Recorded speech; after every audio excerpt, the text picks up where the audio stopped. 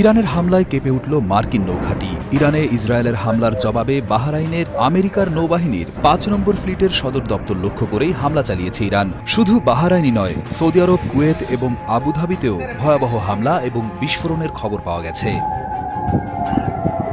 বাহরাইনের স্বরাষ্ট্র মন্ত্রণালয় বিস্ফোরণের কথা স্বীকার করলেও সেটি কিসের শব্দ ছিল তা নিয়ে তারা এখনো পুরোপুরি মুখ খোলেনি। পরিস্থিতি এতটাই ভয়াবহ আর বিপজ্জনক হয়ে উঠেছে যে কাতার, কুয়েত এবং সংযুক্ত আরব আমিরাত তাদের নিজেদের দেশের নাগরিকদের নিরাপত্তার কথা ভেবে ইতোমধ্যেই আকাশসীমা পুরোপুরি বন্ধ ঘোষণা করেছে। অর্থাৎ এই দেশগুলোর উপর দিয়ে এখন কোনো যাত্রীবাহী বা সাধারণ বিমান চলাচল করতে পারবে না।